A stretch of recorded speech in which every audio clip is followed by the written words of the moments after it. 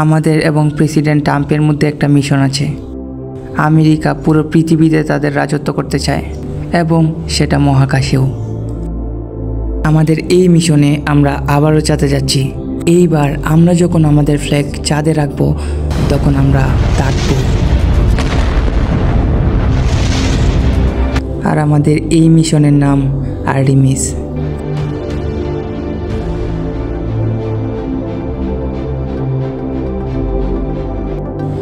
আমরা এই আর্টেমিস মিশনে কি শিখব?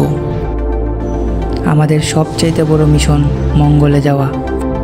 আমাদের মিশনে আরও থাকবে স্পেসে আমেরিকার একটা আধিপত্য বজায় রাখা। চায়না অনেক আগে থেকেই চেষ্টা করতেছে ওইখানে যাওয়ার, কিন্তু আমরা সেখানে সবার আগে যাচ্ছি। আমরা দ্বিতীয় স্পেস রেসে অবশ্যই জিতব।